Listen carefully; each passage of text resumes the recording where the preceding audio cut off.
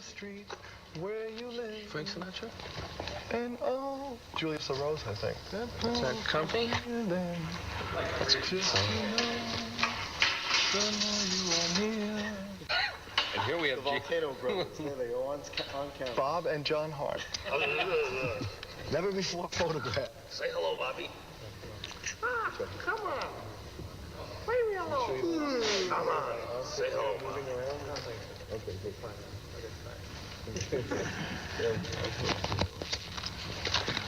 I have Austin Wall. Can you move your boots around? We're taking Sure. close-up shots now for inserts later. Sure. So we can get a little action with the shoes. Want some action with your boots? Whatever, yeah. They're going to have to slow down the camera. Those boots either.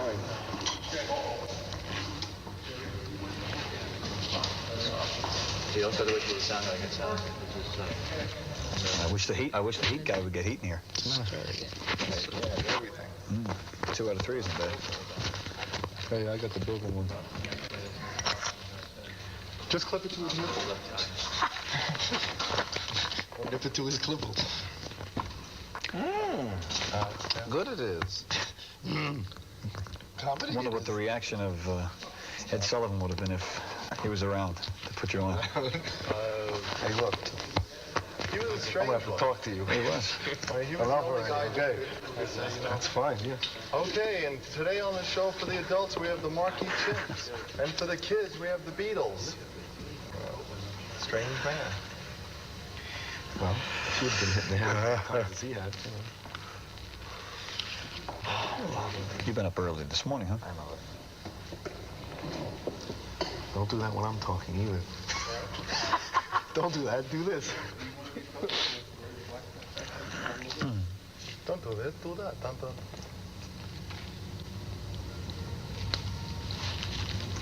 We're alive. So come on in. Oh, God. Yeah. Hi, Mom. Say hello to Uncle George. And I mean, to stop me a few. Just for a second, I just want to get in. It doesn't have to be there.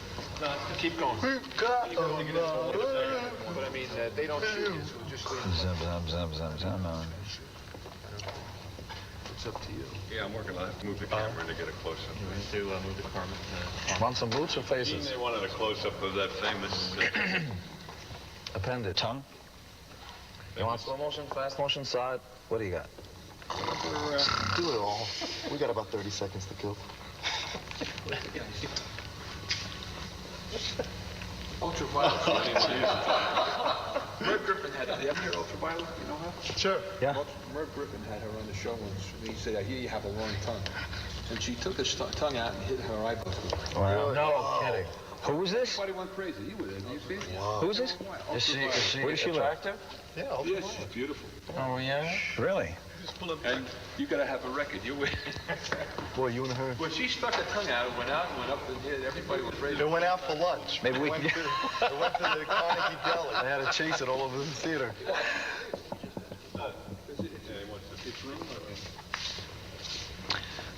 We've got a lot. Dun, dun, dun.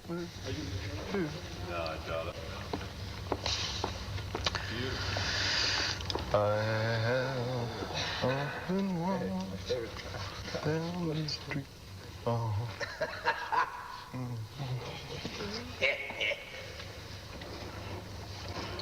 But the pavement never. Zama.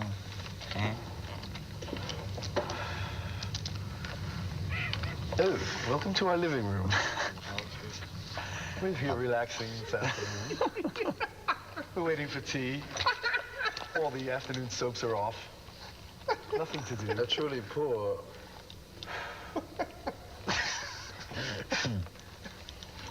Have you met my butler, Simmons? Simmons, be good. And then, remember, look. You rang. You rang. I have often. All right. Guys on the ends, you had to lean in. Lean on us.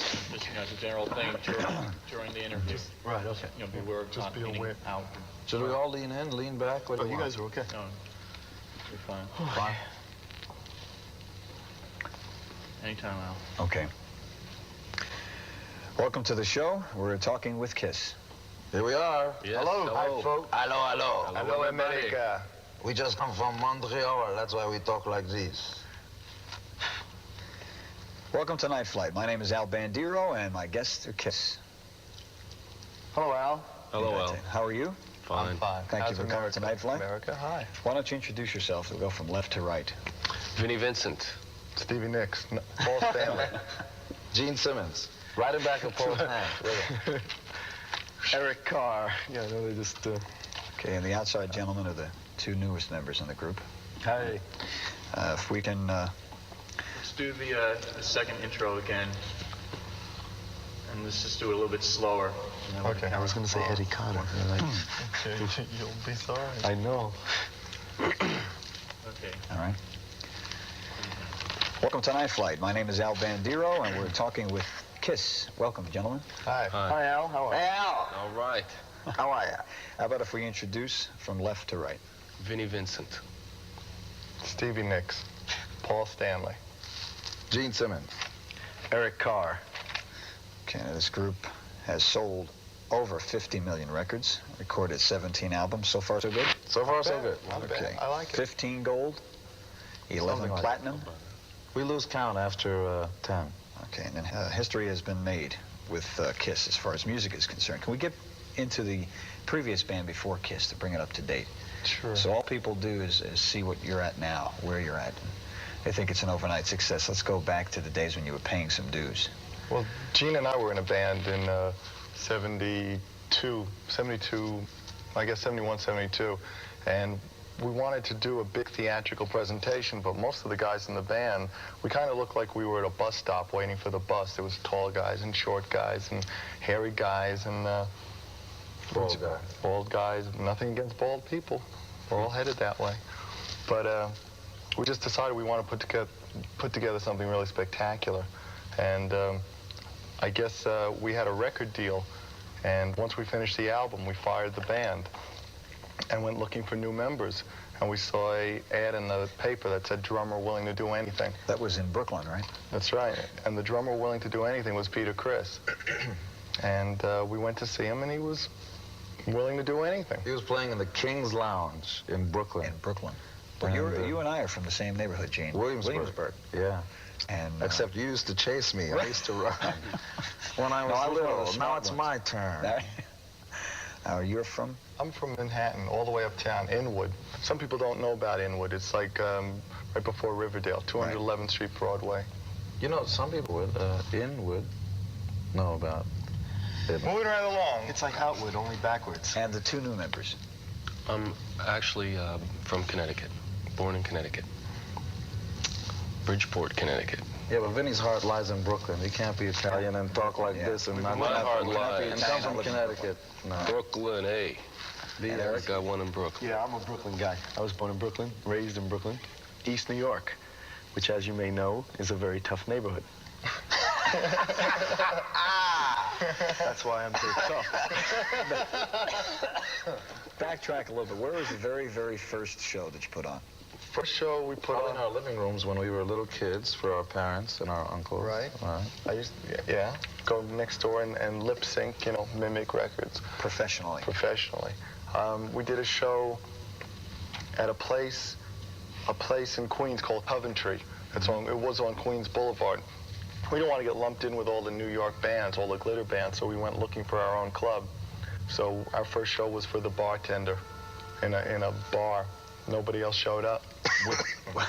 With the makeup? Yeah, Kiss has always looked just like, Kiss From day one that you put together. Yeah. Yeah, basically, there's tapes of us playing a club on Long Island, and we were doing all the songs that were on the first and second album. That's never really changed. The very first reaction to where people started coming in droves, so to speak, to see what you were all about, what was that kind of reaction?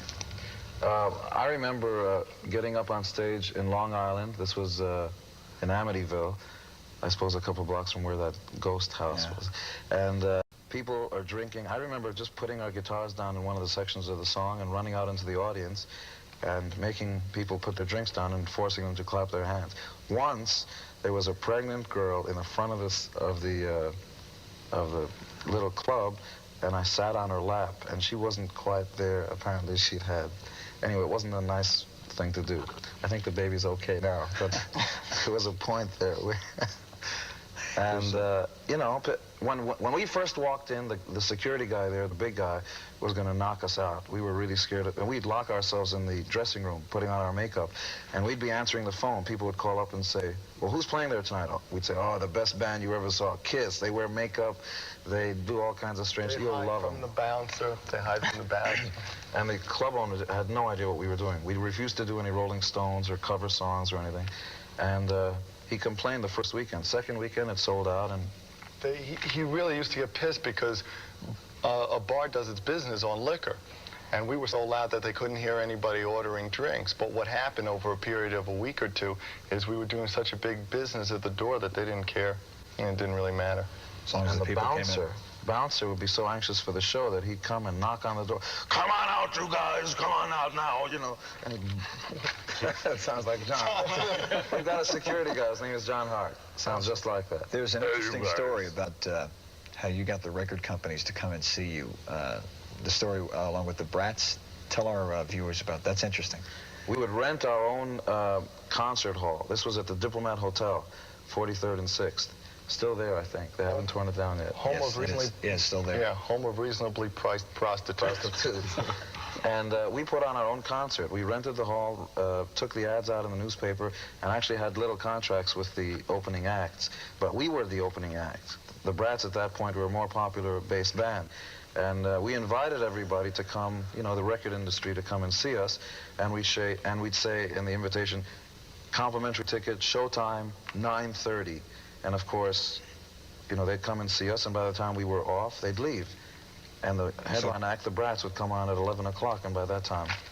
Did they know that this was going on, meaning the Brats? No, certainly not. I think, sorry, guys. Yeah, probably what set us apart from a lot of the other bands is that we were kind of thinking along those kind of lines. It wasn't really enough to just get out and play. No, we were serious about this. We wanted this to happen. So you were going to pull out all the stops to, That's right. to do something. If we can, once Kiss has been successful, let's get into some negatives that I know you came across. How did you deal with them as far as the parents were concerned? Because I'm sure when they saw their children bring home an album and say, what is that? We never, well, I guess... Did you have any confrontations with parents? Or, no, I think we kind of took it as a compliment because we never really wanted to appeal to parents. I mean, trouble with a lot of parents is they forget they were ever young. And we were never trying to be a critics band, and we were never trying to be a, you know, the band that the parents approved of, because that's not what rock and roll is all about. Rock and roll is sex and freedom, things, two things that, and more sex, three things that a lot of adults fear, I guess. That, in the beginning, though, it is true that we would go out and open up for acts from all the way from Savoy Brown to Manfred Mann, acts that were sort of on their last legs anyway. And we'd catch a lot of flack from, you know, Roberta would call up and say, hey, we get flack, you get it? But it wouldn't matter because even before our record came out, we would tour with these acts, and we'd have our logo on the stage and amps bigger than the headline act. And even once we went off the stage, our logo would be hanging above, you know, the stage. This was before anybody ever really started to do that sort of stuff. It wasn't considered in vogue to hang a sort of a Las Vegas sign above the band. It was a little too garish, but we didn't care about that stuff. We wanted to make an impression, and the logo would flash so bright that even when the other act was on, you'd still see Kiss in front of your eyes. We wanted them. Yeah, where was your first big hall that you played? What did I say? Garish? That was Eileen. Don't you remember Eileen Garish?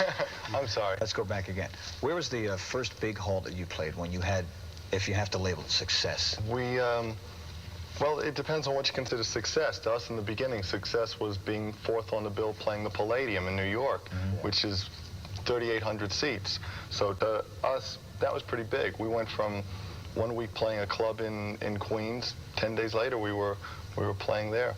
And I was a chubette at that time, and I was wearing satin pants that broke. You were a chubette? Yeah. I had a fondness for things that tended to put weight on me, so I had these satin pants on. Candy. And I jumped up in the air and they broke. And I had to hold the guitar in front of me all night to keep the pants from falling down. There's almost nothing that was uneventful in anything we did. The very first show we did at the Academy of Music, New Year's Eve, 73, 74, was the very first time I tried to fire breathe in front of an audience, in front of a large audience anyway. And all I remember was that at one point the audience went nuts. And then somebody came up and put a towel, I think, over my head. I just thought it was a fan. And a cane. And a cane. And pulled me off. And I didn't realize it at that time, but the right side of my hair had caught fire. And everybody thought, yeah, that's a great show. You're going to kill yourself for us, huh? Yeah, go ahead. How much preparation goes into one of your concerts? H, usually. The H usually leads to the preparation. Yeah. It takes a long time. I mean, while we were working on Creatures, the latest album, Creatures of the Night, we were also at the same time working on the stage design and putting a crew together. It took months and months. I mean, really every day. I'd say we were in the studio probably 14 or 20 hours a day, in addition to running to see that the stage looked right. We had a lot of work. You have a success, 4 guys in a band. Now one guy decides to leave. What goes through One your guy mind? decides to change his lifestyle, pretty much. And What goes through your mind now? You're successful, very successful now at this point. How do you go about replacing him, or do you replace him? What are Well, the even things that before go- that, you have to make certain priorities. You have to decide whether or not this is worth doing without the guy, whether or not your happiness depends on somebody else. And, you know, while we're together, my happiness really is dependent on everybody else being happy. But if, look, what happened was Peter decided he wanted to get married and have a child. And that's what he wanted. He wanted to stay home and raise a baby. And at that point, in 79, we had to make a decision. And Kiss is more important than any one guy deciding that he wanted to change his lifestyle. I think it was rough at first, only because when 4 guys have been through so much together, basically we met basically in the street. We would go around at night and glue the posters up, and then we would drive the equipment to the show and be our own roadies, and we all had this dream. You know, I can remember Thanksgiving was turkey sandwiches in an unheated loft, you know, so. See, that's the part of the business that a lot of people, I don't really think they accept. They think it's, they see you now, Sure, they see where you are. They don't see the dues being paid. Well, everybody is an overnight success because people don't realize that anything was happening before they became aware of you. I mean, all that time is obviously not recorded, and there's no stories about those kind of times. So when Peter decided to leave, we really had to sit down and say, well, does the band come first, or do we suddenly break up because somebody wants to leave? Well, the band is really much more important than any of its members. And I think the whole philosophy is that the band is an attitude and a way of life and a philosophy, and that's really the most important thing, not who's in the band. All right, well, now you have to replace somebody. Eric, how did this come about? Well, the way they found me was through a friend of mine under a cabbage leaf, right? No, just a minute ago, my breast here was quivering, and I was showing it to Gene while Paul was talking. I liked it. Did you see it? I liked it. Can you show it to me later, too? Yes. I'd like to see a little bit. Quivering jelly. Anyway, I found out through a friend of mine that I hadn't seen in 3 or 4 months, quite by accident. He came down to a club that I was playing, club in Queens, and at the end of the night he said, you know, Eric, you have to get out of this band. And I said, yeah, I know. I was already intending to do that. I had no other prospects as far as music was concerned. This would have been the first time that I really did not know what I was going to do musically with my life, you know. And he said, why don't you audition for Kiss? And at first I said, come on, you know, you're full of it, you know, get out of here. He said, no, but Peter's leaving the band, and, you know, they're looking for drummers.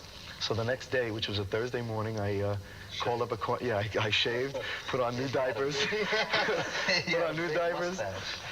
ate my breakfast, drank my warm milk, kissed my mom goodbye. No, I called Acquaint Management, And I asked him, what do I do, you know? I sent him. Hold up. I know, the engineer fell asleep, right? Your hair keeps leaving my mind. Your hair is... You see, where is that guy? I told you. My armpit hair or something was going to be... So it's like this. Where would you know? So, yeah, this story is too good to mess up, all right? Yes. We'll do you next. So, huh? He just wanted you to play with his hair. Now you've rehearsed it once. Yeah, now let me get it right. All right, so we'll start it from. Question we want the same story. All right. You can get it. I forgot what the hell I said. You said, well, All right, we're gonna go from scratch. Okay. Coming into you. All right. That's the best way. Make it just as exciting. I'm sure it still is. Did you mean that sarcastically? No. Oh, okay. Make it just as exciting. I need it now. Okay. This happened this morning. I was going a little crazy. It's hard to stay away from microphones buzzing. Is it?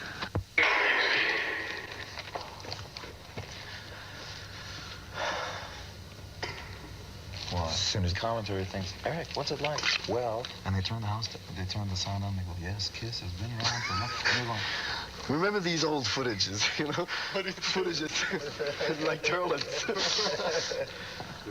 he's old. Hey, let's watch some old Kiss film. And get into these right. footages. These footages. Some old Kiss film. While Eric is talking. I'll be at the toilet. Well, we're back now. What Eric had to say was extremely interesting. Send for a transcript. Better? Send for the Eric Carr transcript. Al, you okay? I think so. Yeah. Okay. Begin with the same conversation. Now comes the time that you have to replace the drummer. Well, let's go to Eric as he's puffing on his drumstick. And Oh, Al. Eric, how'd you get into the group? How are you? How are you? It's funny you should ask me that question, Al. I feel like I've answered it just very recently. Well, it's a long story. They found me under a cabbage leaf, which is what Paul usually says. No, actually, the way this whole thing started was I was playing in a club, and a friend of mine that I hadn't seen in 3 or 4 months happened to stop in completely by accident. And at the end of the night, he says to me, he says, hey, you know, he says, Eric, why don't you get out of this band, you know? And I had already intended to get out of the band. Get out of this band and take a bus and get lost. Anyway, and, you know, I had already intended to leave the band, but at the time I had no other prospects musically, which was like the first time in 15 years that I didn't have another band to go to. Sanitation guy, remember? Well, yeah, I had, oh no, I was, should I say it? I can say that. I was repairing gas ranges in the daytime. And, you know, I was doing that so I'd have enough money to go to work Play the that next back day. again, Al. Let's Okay. put that. You were doing While what I in the was daytime? playing in the band right before Kiss, You working for the gas company? not for the gas company, but I was repairing gas ranges Uh-huh. during the days. He's a guest. Yeah, I'm So a you- gas. so you're So homeless anytime right you now. guys need your stoves fixed, call on me. Anyway, but, you know, he said, you should audition for Kiss. And at first I thought he was full of it. You know, I didn't believe it. But he said, no, Peter's leaving the band and they're looking for a drummer. And Peter's stove is broken. Right, Peter's stove is broken. Look, the worst that can happen is that, you know, you don't make the band, but you can fix the stoves. Space Bear. No, Gene, how many people auditioned for that?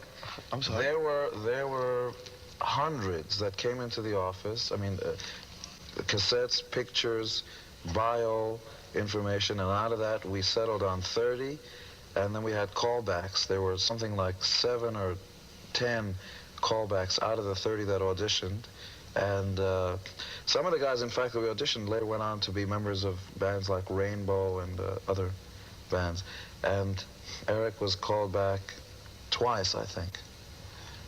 I'm a little hard of hearing, and as I was walking out, they had to call me back twice. No, okay. And he became a member as soon as he said, "Can I have your autograph, you guys?" He asked for our autographs. Yeah.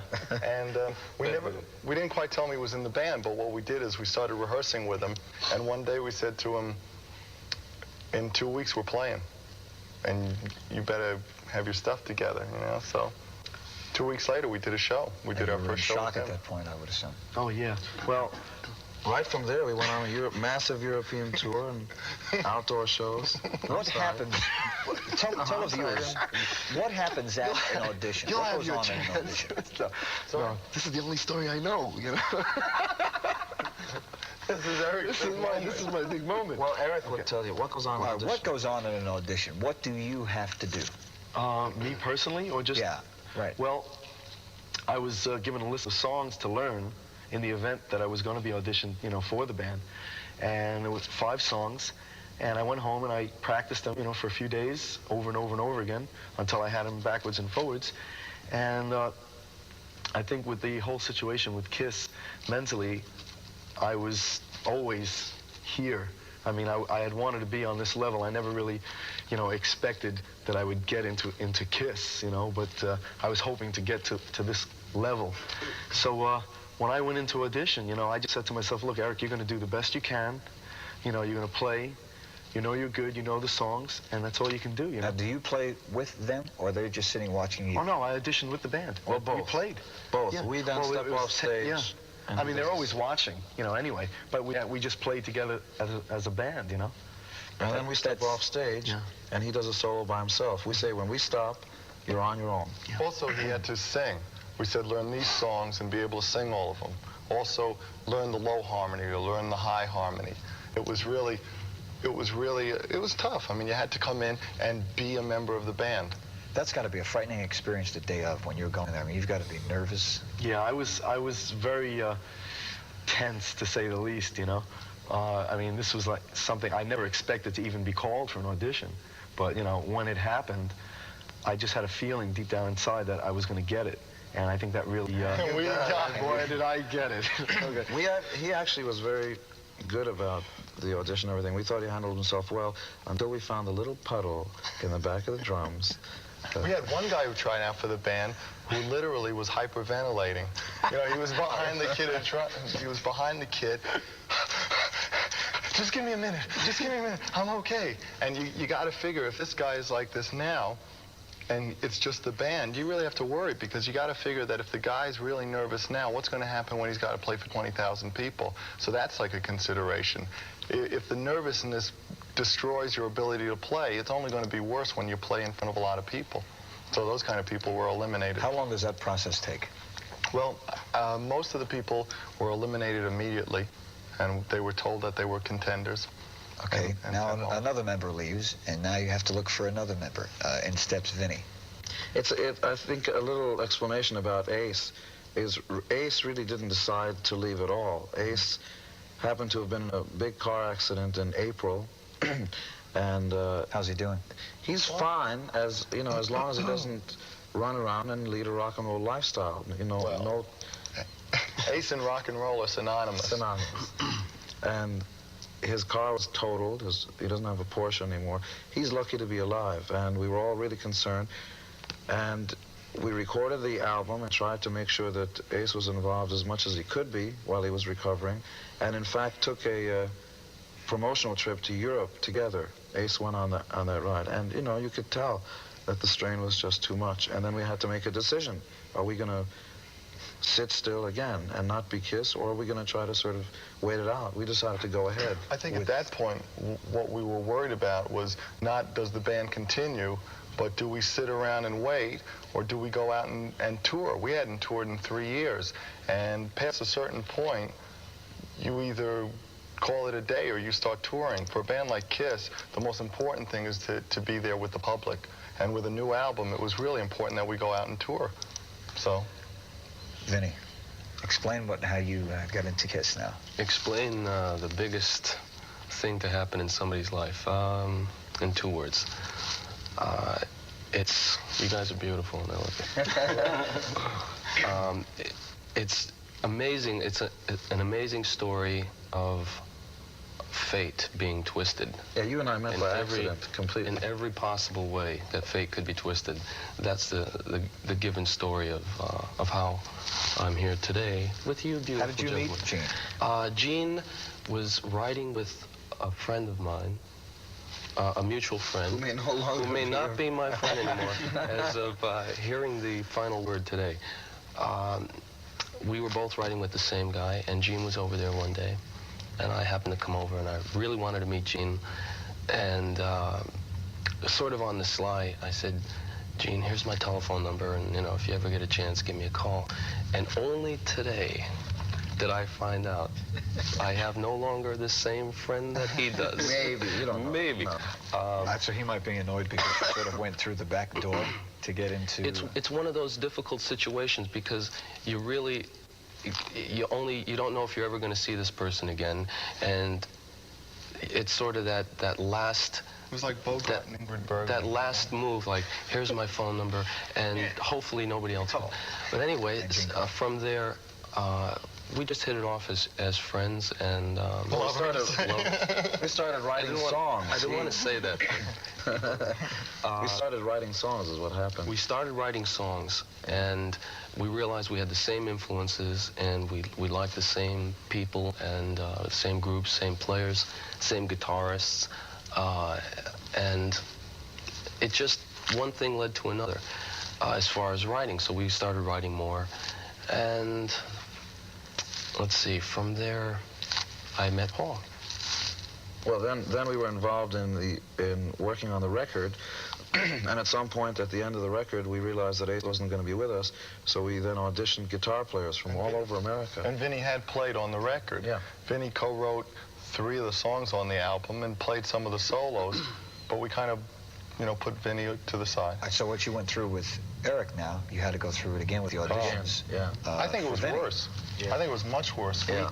We were literally flying in people every day from all around the country, and at the same time working on the album. So what we would do is probably put in about 15 hours a day in the studio, go home, sleep a little, get up in the morning, go audition guitar players, and then go back to work. Almost every guy that walked in through the door was convinced that he was a star, and that's okay, to sort of have that as a part of your ego makeup, and makeup, as you know, is very important. But these guys would come in with, the biggest attitudes. Okay, you guys ready? Come on, let's go, let's play. All this sort of... See, now, that kind of attitude I can't understand, because you'd think somebody would go in there like a lamb and be scared to death because he's joining Kiss, you're not joining him. Some people get the feeling that they're going to meet you on your level, but... that's not the way we are, so it's kind of weird, because if you figure somebody's like that when they're just auditioning, it's kind of like Pandora's box. That's your cue. You know Pandora. It's like opening a can of worms. If somebody's like that when you're auditioning them, once they're in the band, they're only going to be that much worse. Yeah. And we never like to kill members of the band. You have an attitude about your shows that's good to hear, to pass along to viewers, that you... love to give 100% and never less than that when you're on stage, even in your recording, but especially on stage, because that's, I would think, more grueling going from city to city to city. It's not as grueling as people think. Physically it is, but right before you get up on stage, you hear 20,000 or 50,000 or 10,000, whatever the amount of people, you hear people screaming, yelling, kiss, kiss, kiss, or, they call out various members' names, and it gets you up. It's like, I'm sure the same thing goes through a boxer's mind before he gets into the ring. He's trained his butt off, for 3 months, and I'm sure he's exhausted. Every muscle aches, but right before you get in, then you get that surge of adrenaline, and you're ready to go. Plus, to do this. You figure that these people are seeing you for the first time. In other words, they weren't at the show the night before. So for you to lay back because you're tired, or because you did the same songs the night before, it's really not fair to your fans or your audience. They're hearing that show, and they're owed 100% every time. Otherwise, you should stay home.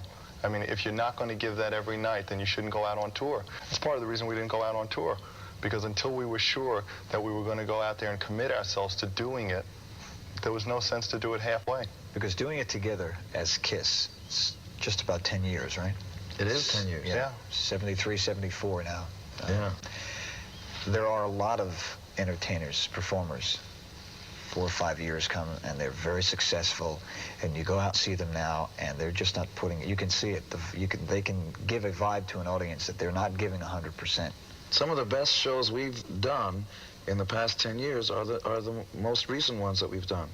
We've got the best stage. Every year or every year and a half, we put out a new sort of stage, completely rebuild the stage with new outfits and new everything. We've got the best stage we've ever had. Yeah, talk about that a little bit. There's a brand new setup you have. Everybody really sort of misunderstands what it's like.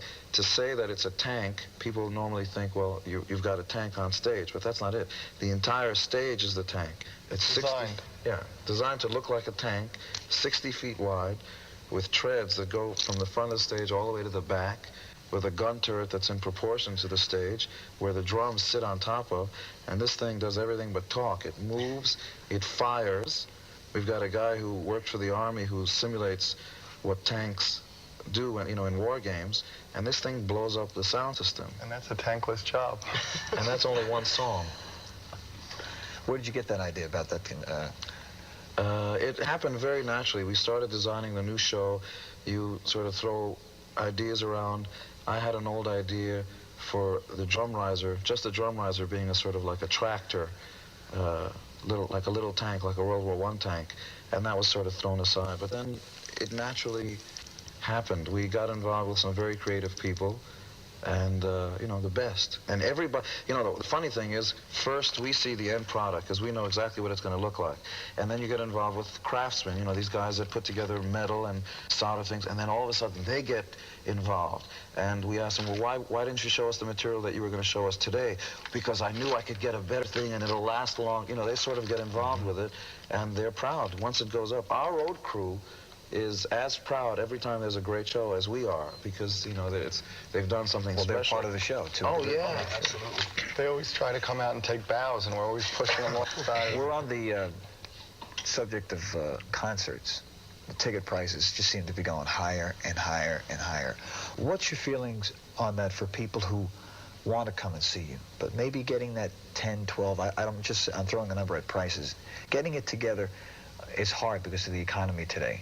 What's your feeling on that? Because the promoters are asking for more and more money. Well, you got to figure that money's tight nowadays.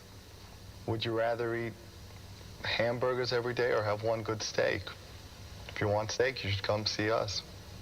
If you got to save your money, save it for it. There's only one Kiss, and there's a lot of bands now that may wish they were Kiss, but you can't be Kiss better than we are. We're also lucky, I think, that we've been doing something we're committed to doing what it is that we do, and it's not, times are bad. You don't just decide to go out with little amps. We've got times be damned. We're going out with the best show in the world. Who do you listen to when you're not performing? Starting with me? Eric. A lot of Led Zeppelin, which is basically my favorite band. Police, the Cars, Men at Work. It varies. I have a lot of different tastes. Neil Young is one of my favorites. Gene? I usually like women at work, or just plain women. Work, play, women that play. I like that. I like that too. I usually like newer bands. This usually happens during a show. He goes over and pops me one. That's because you're Pops. Because I'm Pops. Wake up, Gene. Usually new bands. I love the Jeff Beck group, the first one. Truth and Beck Ola were, in my estimation, some of the best rock albums. But I like a lot of the new bands. I like Stray Cats. When we took out a lot of the new bands that we got excited with at the time. I didn't say that well, but I know what I mean. AC/DC and Cheap Trick and Styx and Judas Priest and Iron Maiden and Scorpions, just on and on. We have to just stop for a second when you said women. As an old Brooklyn buddy, I'll have to ask you now. You were teamed up with Diana Ross for a while? Now it's Eric. What? What kind of lady is Diana? Well, Judas Priest was a very good opening act when they first came out. And, the thing about... I'll tell you what it is about us, that it's really hard doing what it is that we're doing, not in the sense that it's hard to tour and physically do it, but, we try to really make we try to distinguish between being Kiss on stage and putting on the best shows in our estimation and who we are in our private lives. And that goes to also not being photographed. So you're talking about my private life. Mm-hmm. And you have a right to your private life, which I think a lot of people don't want to accept. Well, And that is wrong. I mean, for anybody to dabble in it, but when it comes out in papers and trade papers or newspapers and two people are pitted together, I believe there's a fine line that you should stop at. But when you know that there's a couple together, I think that's just, people will just automatically ask you. I don't mind questions at all, but it's okay if I don't answer, because it's my life, and I'll do what I want. It's, I mean, we do that for two reasons. We do that for our own sanity. I mean, when you give as much to the audience as we try to give, and when you're in the public eye, it's real important that you have something that's private, because if you give that away, then the public has everything. So, and plus, it doesn't have any relevance to Kiss. Kiss is such a strong entity that to have a picture of us eating lasagna, you know, or going for a walk, it just dilutes what Kiss is all about. Plus, our private lives are private, and they're valued. But the media today wants to get past that. But that's they fine. might be wrong, you know. I don't think there's anything wrong with that. I think curiosity is great. It's up to us to determine how far we let on, or how much we choose to let people know. There's nothing wrong with questions. How do you battle that, as far as people trying to get in and will do almost anything to get into your personal lives? They do it, and you know, you try to control it where you can and where you can't. You also, our fans get pissed. Can we say that word? Sure. They get furious with us when they think that we're not being Kiss. You know, sometimes newspapers take polls. Do you want to see Kiss without their makeup? No, because the mystique and the legend is really important to them. Much more important than us eating lasagna in restaurants. But it's hard to be Kiss 24 hours a day. Well, and would you want to be Kiss 24 hours a day? We are Kiss, but we're not. I mean, you take it to the extreme at a point like this, or when we're on stage. I don't think Kiss is an act. Kiss is us. It's something that comes from inside of us. But to do this, I wouldn't want to do this 24 hours a day. And what I do off stage, what I do in my private time, that's what you got. You know, that's what you got shades on the windows for. Pull them down. We'll get back to the original question. I thank you anyway for answering that. Pleasure. I appreciate it. What music do you listen to, Paul? I don't listen to a lot of music. It's not a lot of stuff. What do you do in your spare time when you're not together, touring, recording? Stay with friends, go out, stay out all night. Yeah, have a good time. Vinnie? I listen to a lot of Zeppelin, you know, a lot of early Zeppelin records, and Beatles. I still enjoy listening to them a lot. Jeff Beck is one of my all-time favorite guitar players. Eddie Van Halen. You know, I'm always listening to guitar players. That's how I spend my time. Let's move up. Sounds rather boring, but 25 years from now. No, it's not at all. But let's move up the road 25 years. This is going to be good. Are you ready? Okay. Yeah. Try and answer this. It's a question that just popped into my head. Your grandkids are going to come along one day, and they're going to look at some of your album covers. Because I'm just looking at what we look at now, acts and what happened in the 50s as far as music was concerned. Now we're into the 80s. By the year 2000, if your grandkids come along and they say, well, this is my grandfather. Think that'd be a little freaky for you when you're sitting in a rocking chair? I think we're going to be right in time. Those guys I think they're all going to dress like this. Why, you don't think they're going to walk around looking like this? I think it's great. I think we've made our mark, which is a lot more than most people can say. I've seen history books, music history, you know, the history of rock and roll. You open it up and the inside cover is Kiss. We really stated what the state of the art was for rock and roll. No more blue jeans sitting on a stool on stage looking like you just got out of bed. We took it to the extreme, and now the audience doesn't take less. I mean, that's why bands are out now with outfits and with bombs and with signs and with presentation.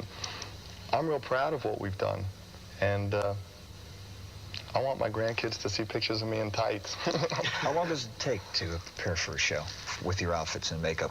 It takes an hour of actually putting everything on. But before then, you know, all afternoon and all day we're talking about the show. We take notes, we write, We draw pictures. We draw pictures, we take notes, have meetings with the light guys, with the sound guys. We walk off stage at the end of the show, and so help me, as we're walking towards the limousines, we're going, well, you know, the lights got to change in this song, or why don't we take this song and switch it with that song? The show is the most important thing we do, and giving the audience 100% is the most important thing also. That's why when we took time off, when we would go to other group shows, their fans come over and say, when are you going out on tour? Because there really is only one Kiss. We were talking before in the dressing room about, especially with Gene, with the weight. That outfit, I would assume, gets heavy once in a while. When This is one of the lighter outfits I've had. This is about 40 pounds. The older outfits used to be about 60, and I was barely moving. But you know, you forget it. You forget all that stuff when you're out on stage. Everybody forgets, first of all, that whatever running around we do, whatever jumps in the air, especially Paul does, are being done on 8-inch heels. Here, lift them up for a second. You're running around and doing jumps and splits, not in sneakers, and with additional weight and leather and tight stuff. And, you know, we're proud of that. It's, okay, so you're Pete Townsend, so what? Jump in these. Where is Kiss right now musically? I think we're kind of at a real exciting point, because I think it took a little time for us to decide exactly what we wanted to do and who we are. And for a while, we may have been listening to people around us who were telling us what they thought we should be doing, and maybe we were listening a little too carefully instead of listening to what we thought we should be doing. And I guess at this point, that's why we're going out for 100 cities. And that's why we did Creatures of the Night, basically to do what we do best, which is hard-ass rock and roll. Oh, you're on tour right now? Yeah. That started a few weeks ago? No, we just flew in from places, Glens Falls. I think it's Glens Falls, New York, someplace like that. And this is a 100-city tour lasting 6 months. That's going to take us to cities we haven't been in. In 3 years. In 3 years. Some of the cities we went around the first time in '74. So it's going to be almost 10 years since some of these cities have seen us. Kiss is a success. There's no doubt about that. A lot of people are in a stage of their career now where you once were. If you had to give advice to a group, what advice would you give them? I think about the only advice you can give to anybody is not to listen to anybody else. When we first started out in '73, '72, glitter was dead. Everybody was wearing jeans and playing blues. Blues was really big. And everybody was saying, well, look, you know, put a band together, put a rock and roll band together, but don't do all this other stuff. We said, yeah, but we like it. We want to put together the kind of band we've never seen on stage. Not just effects, but outfits and makeup and songs that relate to us, and, you know, a complete package with logos and just all that stuff. And it was not a popular move. Everybody from, you know, press people would come by and say, look, you guys are very good, but come on with this stuff. You know, how long are you going to do this? It's 10 years later. Some of those guys no longer work in newspapers, and we're still here. It's interesting, probably, when the first album came out, there were reviews that said, this will be a good joke for 3 months. I don't think anybody's laughing anymore. That has to be a great feeling. Well, it's great to know that you were right. The most important thing to anybody, I think, you know, advice for bands or anybody, is you got to believe in yourself.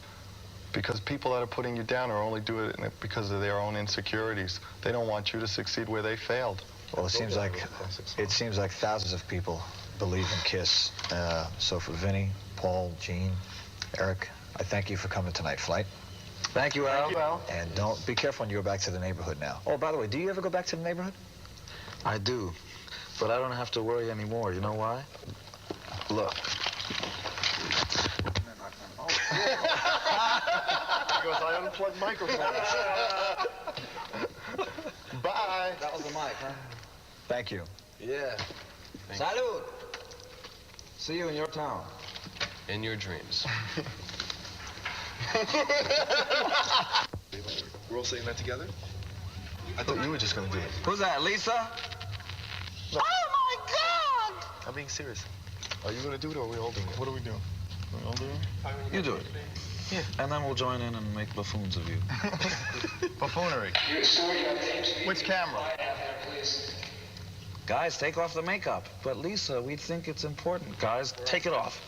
Okay, we're on. Which camera are we on? 2? Right here. Okay, we're on 1. Ready?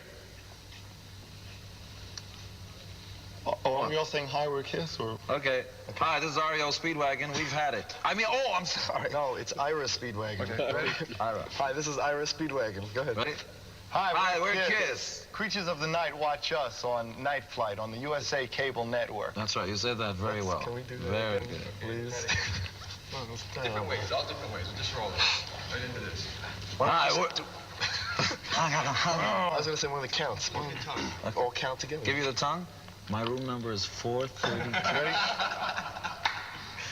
Ready? Here we go. Hi, we're Kiss. This is my tongue. Available for bar mitzvahs, weddings. Anyway, Creatures of the Night. Night Flight on the USA Cable Network. That's in order. Fablonjet.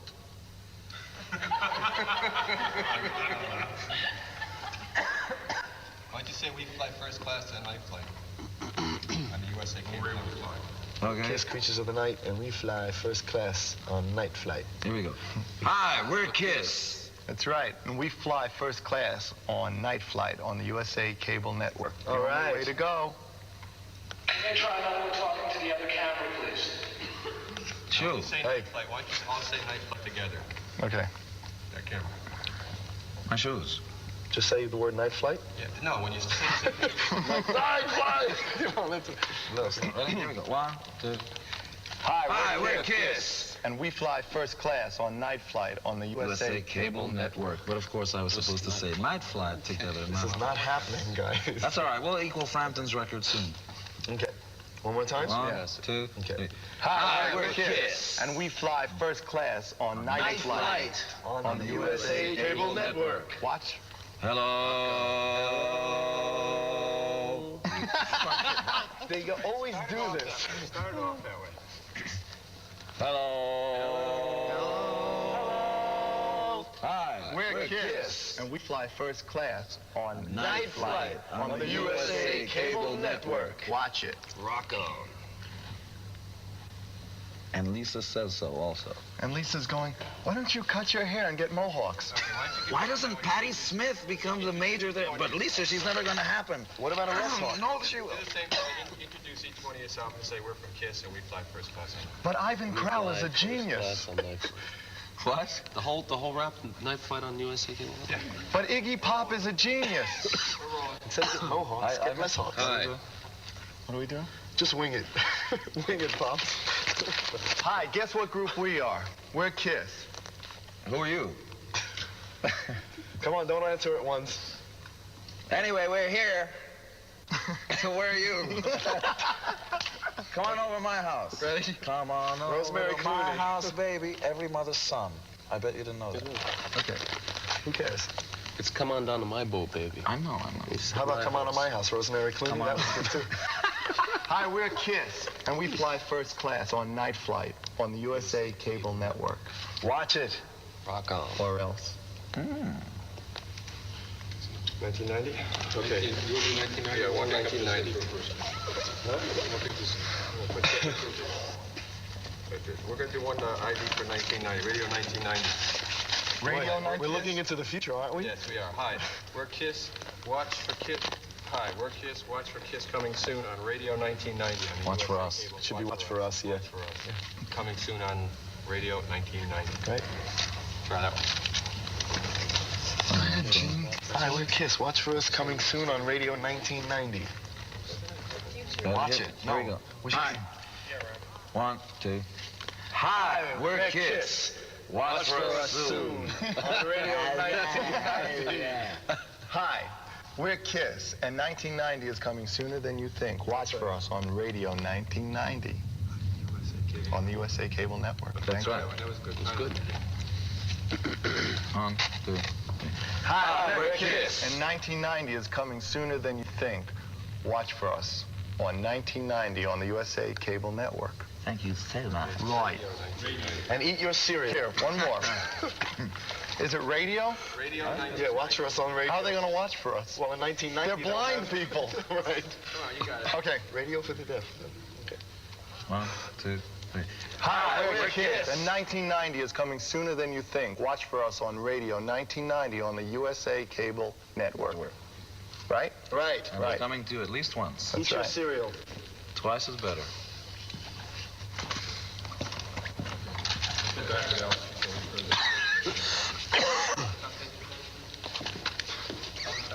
And I'll show you why I'm not scared.